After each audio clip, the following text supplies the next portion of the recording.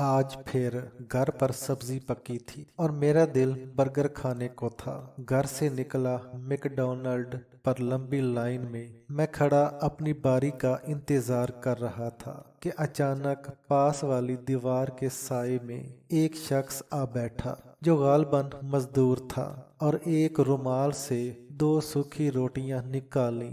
रोटियां खोली तो अंदर हरी मिर्च का अचार था।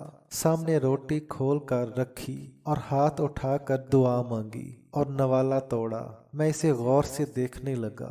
इसके हर लुकमे पर, इसके चेहरे पर एक अजीब खुशी और शुक्र महसूस हो रहा था। इतने में एक और मजदूर आकर इसके पास दीवार के साए में बैठ गया और अपने रुमाल से रोटी निकाली, लेकिन इसकी रोटी में अचार भी न था।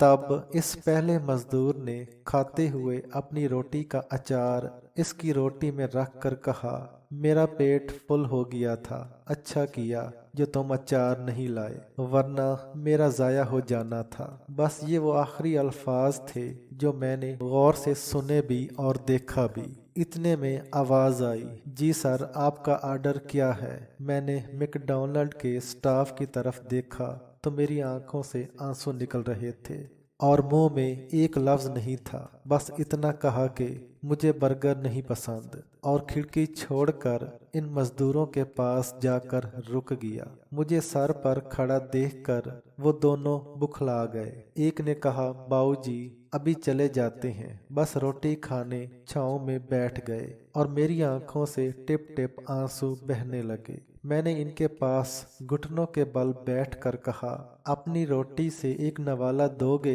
इसने पूरी रोटी मेरी तरफ बढ़ा दी और झट से एक पुरानी सी बोतल खोलकर अपना पानी भी मेरे आगे कर दिया। मैंने एक नवाला अचार के साथ जो मुंह में लिया, काश मेरे पास अल्फाज होते कि इस दुनिया के सब खानों से लजीज लुकमा था। मैंने रोते हुए ही पूछा, ये खाना इतना लजीज कैसे है, वो भी अचार के साथ? मजदूर ने कहा, बाऊजी हलाल कमाने की कोशिश करते हैं, शायद तभी मजा आता है। रूखी सूखी खाने का भी मुझे नहीं याद मैंने कितने लुकमे लगाए। इसके बाद इसकी रोटी के और अपनी कमाई पर ध्यान लगाकर सोचता रहा। खुद का गिरबान हराम से भरा लगा। वो दिन है और आज का दिन है। हलाल कमाने की कोशिश करता हूँ, और हाँ, मुझे अब बर्गर नहीं पसंद, सादा रोटी खाता हूँ जो बहुत लजीज होती है।